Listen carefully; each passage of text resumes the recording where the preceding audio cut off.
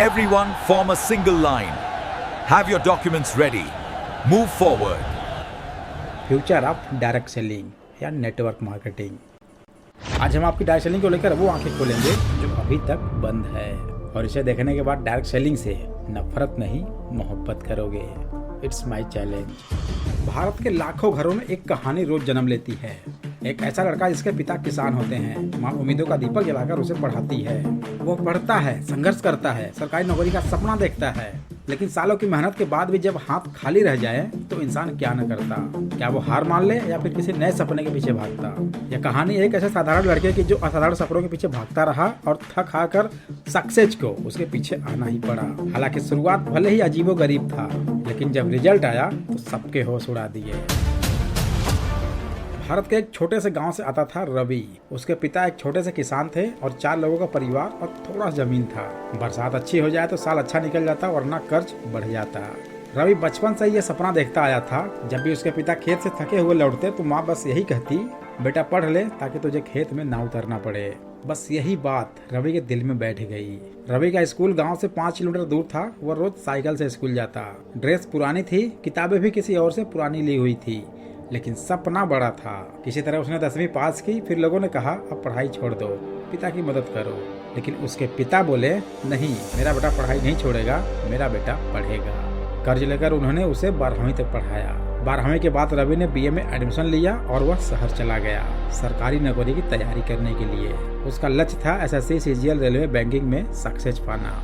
दिन में कॉलेज, रात में कोचिंग। कमरे में 4 लड़के रहते थे। दीवारों पर बस एक ही चीज लिखी रहती थी, नेक्स्ट ईयर सिलेक्शन। 1 साल, 2 साल, 3 साल, हर साल फॉर्म भरना, एग्जाम देना और रिजल्ट का इंतजार करना, लेकिन हर बार नॉट क्वालिफाइड। धीरे धीरे घर से पैसा आना भी बंद हो गया क्योंकि पिता का कर्ज बढ़ चुका था।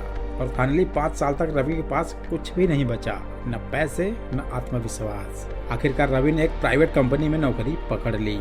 सैलरी थी मात्र 10,000 रुपये प्रति महीना। दिन भर वो काम भले ही करता था, लेकिन रात में वही सवाल, क्या मेरी जिंदगी बस इतनी ही है। उसे लगने लगा था कि उसके सारे सपने धीरे धीरे खत्म हो रहे हैं।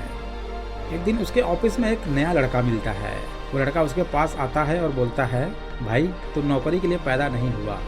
रवि ने पूछा, तो क्या करूं? उसने कहा, नेटवर्क मार्केटिंग, डायरेक्ट सेलिंग करो।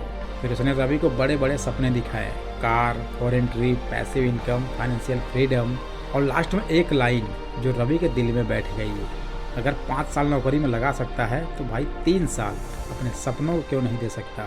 अब यहाँ से रवि का नया सफर शुरू होता है। अब यहाँ से रवि अपने नौकरी के साथ साथ नेटवर्क मार्केटिंग शुरू कर दी। वह दिन में काम करता और रात में लोगों को प्लान दिखाता। कभी 10 लोग मना करते तो एक हाँ बोलता, लेकिन धीरे धीरे उसकी टीम बनने लगी। उसे लगने लगा अब जिंदगी बदलने वाली है। 3 साल तक रवि ने सेमिनार अटेंड किए, मीटिंग की, लोगों को जोड़ा, टीम बनाई। कभी कभी तो उसे लगता था बस अब सफलता उसके सामने है, लेकिन धीरे धीरे उसकी टीम टूटने लगी। कई लोग छोड़कर चले गए, कंपनी ग्रोथ रुक गई और उसके पास कुछ नहीं बचा। फिर 3 साल बाद रवि ने अपने अकाउंट्स देखे, जितना कमाया था लगभग वह सब कुछ खर्च हो चुका था। अब वो फिर वहीं खड़ा हो गया जहां से उसने शुरुआत की थी। न सरकारी नौकरी मिली, न बिजनेस सफल हुआ। और फाइनली कुछ महीनों बाद रवि फिर उस प्राइवेट ऑफिस में पहुंच गया। वही कुर्सी, वही टेबल, लेकिन अब उसकी आंखों में एक अलग ही समझ थी। अब उसे पता था सपने देखना गलत नहीं है, लेकिन रास्ता सही चुनना बहुत जरूरी है। वह नेटवर्क मार्केटिंग से इसलिए फेल नहीं हो गया क्योंकि उसने वहाँ पर काम किया, या फिर कंपनी फ्रॉड निकल गई, या फिर लोग गलत थे, बल्कि वह वहाँ सक्सेस इसलिए नहीं हो पाया क्योंकि उसने डिसिप्लिन में काम नहीं किया। रातों रात पैसा आने लगा और अयासी में उड़ाने लगा, और इस प्रकार अपनी टीम की केयर नहीं की, जिससे उसकी पूरी टीम खत्म हो गई थी। आज भी भारत के लाखों युवाओं की कहानी कुछ ऐसी ही है। सरकारी नौकरी का सपना, फिर प्राइवेट नौकरी की मजबूरी, और कभी कभी जल्दी अमीर बनने का सपना। लेकिन असली सवाल तो यह है कि क्या हम सिर्फ सपनों के पीछे ही भाग रहे हैं या सही दिशा में मेहनत भी कर रहे हैं। कुछ लोग इसे भविष्य का बिजनेस कहते हैं तो वहीं पर कुछ लोग इसे भ्रम मानते हैं। क्या डायरेक्ट सेलिंग और नेटवर्क मार्केटिंग आने वाले समय में दुनिया का सबसे बड़ा बिजनेस मॉडल बनेगा या यह धीरे धीरे खत्म हो जाएगा? तो आज हम जानेंगे डायरेक्ट सेलिंग की पूरी रियलिटी, उसकी हिस्ट्री, उसकी रियलिटी और उसका फ्यूचर। आज एमएलएम इंडस्ट्री से कुछ लोगों को भले ही नफरत हो, लेकिन इसी के माध्यम से न जाने कितने लोगों के घर में चूल्हे जलते हैं। आपको इस फील्ड से कितना भी नफरत क्यों ना हो, लेकिन इस वीडियो को देखने के बाद एमएलएम वालों से मोहब्बत न हो जाए तो कहना। अगर आप नए नए हैं तो बता दें कि डायरेक्ट सेलिंग एक ऐसा बिजनेस मॉडल है जिसमें कंपनी अपने प्रोडक्ट को सीधे कस्टमर तक पहुंचाती है बिना किसी ट्रेडिशनल रिटेल स्टोर के। इसमें लोग सिर्फ ग्राहक ही नहीं होते बल्कि वो डिस्ट्रीब्यूटर या बिजनेस पार्टनर बन सकते हैं। इनफैक्ट कस्टमर ही डिस्ट्रीब्यूटर बनकर काम करता है और यही कारण है कि एक साधारण व्यक्ति भी इस बिजनेस के जरिए अपना खुद का नेटवर्क बनाकर अच्छी खासी कमाई कर रहा है। आज डायरेक्ट सेलिंग कोई नया मॉडल नहीं है। इसकी शुरुआत लगभग 1800 के दशक में हुई थी। सबसे प्रसिद्ध शुरुआती कंपनियों में से एवन और एमवे शामिल है। 1959 में शुरू हुई एमवे आज दुनिया की सबसे बड़ी डायरेक्ट सेलिंग कंपनियों में से एक है और यहीं पर आज दुनिया भर में लगभग 10 करोड़ से ज़्यादा लोग डायरेक्ट सेलिंग से जुड़े हुए हैं। बता दें कि आज डायरेक्ट सेलिंग का ग्लोबल मार्केट लगभग $200 बिलियन से भी ज़्यादा है और इस इंडस्ट्री को रिप्रेजेंट करता है world federation of direct selling association और हर साल यह इंडस्ट्री लगातार बढ़ रही है। आज डायरेक्ट सेलिंग को करना लोगों की ज़रूरत नहीं बल्कि मजबूरी बन गई है, जिसमें सबसे बड़ी मजबूरी है अनएम्प्लॉयमेंट, बेरोजगारी। भारत में बेरोजगारी इस हद तक बढ़ गया है कि एक एमटेक बीटेक पीएचडी वाला भी चपरासी की नौकरी के लिए तरस रहा है। आप क्यों नहीं कर सकते डायरेक्ट सेलिंग और डायरेक्ट सेलिंग ही क्यों करना है? बस 2 मिनट दीजिए, मैं आपको आपका फ्यूचर दिखा दूंगा कि आप क्या कर सकते हैं। पढ़ाई करते समय सब कुछ आसान लगता है कि हम ये भी कर सकते हैं, ये भी कर सकते हैं, ये भी कर सकते हैं और ये भी कर सकते हैं। फिर एक टाइम आने के बाद लगता है कि यार इसमें तो क्वालिफाइड हुए ही नहीं और ये हमसे हो नहीं पाएगा। इसमें 4 बार ट्राई कर लिए, फिर इसमें 2 बार ट्राई कर लिए, क्वालिफाइड तो किसी में हुए नहीं। इसमें ओवरेज हो गए और ये भी हाथ से निकल गया। फिर घर का जिम्मेदार बेटा होने के नाते कोई भी छोटा मोटा काम या फिर प्राइवेट नौकरी पकड़ लेते हैं जिसमें पूरी जिंदगी बीतने वाली है, क्योंकि जब आपके ऊपर एक बार घर की जिम्मेदारी का बोझ आ गया ना तो वो आपका कभी पीछा नहीं छोड़ेगा। और उसके बाद पढ़ाई करना तो बहुत दूर की बात है। चलो आपने कोई प्राइवेट जॉब पकड़ लिया, इसमें कंपटीशन, बॉस का pressure, fix time, fix salary, मतलब जोकर आप बॉस बनकर रह जाते हैं। ये होता है जॉब। इवन अगर आपके घर में कोई इमरजेंसी भी आ जाए ना, आप एचआर से, बॉस से छुट्टी भी मांगते हैं तो भी आपको ये प्रूव करना पड़ेगा कि आपके घर में इमरजेंसी है और उसके 2 दिन पहले आपको रिटर्न में देना होगा। ये होता है प्राइवेट जॉब। गवर्नमेंट जॉब, तो गवर्नमेंट जॉब की कंडीशन तो आपसे बेहतर कौन जानेगा कि भगवान को पूजने से भगवान तो मिल जाएंगे लेकिन गवर्नमेंट जॉब नहीं मिलेगा। 7-8 साल देने के बाद भी ये फिक्स नहीं कि आपको गवर्नमेंट जॉब मिल ही जाएगा, क्योंकि कंपटीशन की तैयारी करने वाले अगर सभी लड़कों को गवर्नमेंट जॉब मिल जाता तो बेरोजगारी की ये हालत नहीं होती।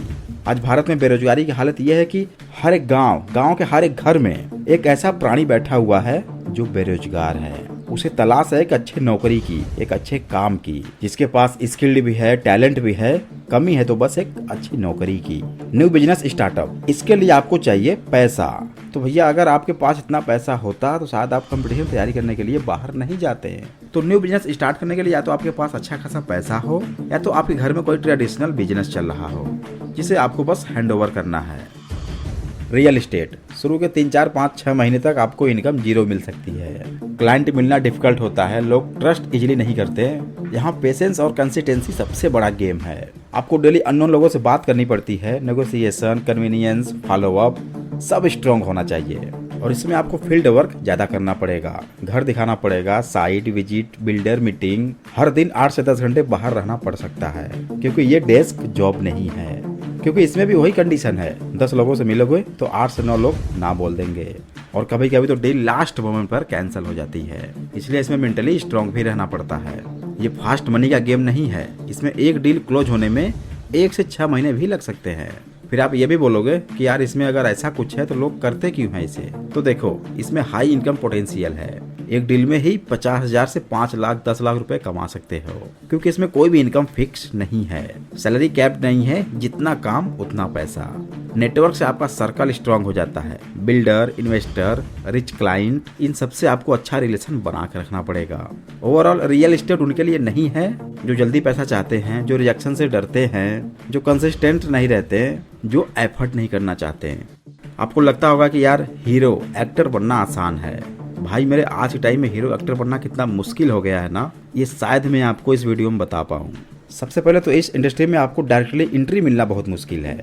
ऑडिशन देने पड़ते हैं, 50 से 100 ऑडिशन देने के बाद भी काम नहीं मिलता, क्योंकि मुंबई जैसी सिटी में लाखों लोग रोज ट्राई कर रहे होते हैं।